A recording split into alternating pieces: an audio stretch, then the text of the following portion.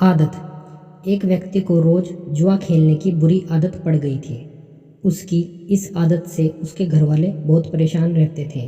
उसके रिश्तेदार और करीबी लोग उसे समझाने की कोशिश करते, लेकिन वो हर किसी को यही जवाब देता था कि मैंने ये आदत नहीं पकड़ी है, बल्कि इस आदत ने मुझे पकड़ रखा है।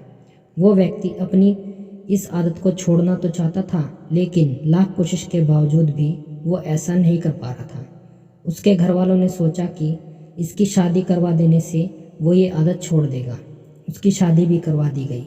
थोड़े समय तक सब कुछ ठीक ठाक चलता रहा, पर फिर से वो जुआ खेलने लगा। उसकी पत्नी भी पति की इस आदत से बहुत परेशान थी और उसने तय किया था कि वो किसी न किसी तरह से अपने पति की इस आदत को छुड़वा कर ही रहेगी। एक दिन उसकी पत्नी को किसी साधु महात्मा के बारे में पता चला और वो अपने पति को लेकर उनके आश्रम जाती है। उस साधु ने कहा, बताओ पुत्री, तुम्हें क्या समस्या है।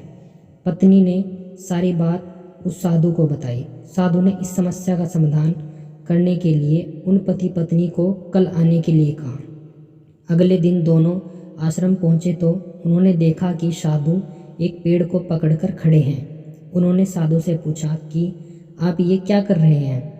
आपने पेड़ को इस तरह क्यों पकड़ के रखा है? साधु ने कहा कि आप जाइए और कल आना। फिर तीसरे दिन वो दोनों पति पत्नी आश्रम पहुंचे और उन्होंने देखा कि साधु पेड़ को पकड़ के खड़े हैं। उन दोनों ने आश्चर्य से पूछा कि महाराज, आप ये क्या कर रहे हो?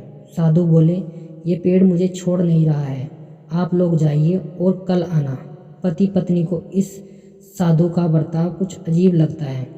वो दोनों बिना कुछ बोले वापस अपने घर चले जाते हैं। अगले दिन जब वो दोनों फिर से आश्रम गए तो उन्होंने देखा कि साधु अभी भी उसी पेड़ को पकड़कर खड़े हैं। पति परेशान होकर साधु से बोला कि आप ये क्या कर रहे हो? आप इस पेड़ को छोड़ क्यों नहीं देते हो? साधु ने कहा कि मैं क्या करूं बेटा, ये पेड़ मुझे छोड़ ही नहीं रहा है। तभी पति ने हंसते हुए कहा, महाराज, आपने पेड़ तो पकड़ के रखा है, पेड़ ने आपको नहीं। आप जब चाहो तब उसे छोड़ सकते हो। साधु महात्मा ने कहा, बेटा, मैं इतने दिनों से तुम्हें यही समझाने की कोशिश कर रहा था कि तुमने जुआ खेलने की आदत को पकड़ के रखा है, उस आदत ने तुम्हें नहीं पकड़ा है।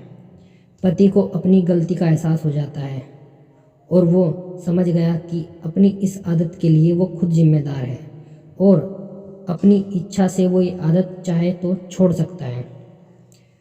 आशा करता हूँ आपको ये कहानी ज़रूर पसंद आई होगी। कहानी के बारे में अपनी राय हमें कमेंट करके ज़रूर बताएं।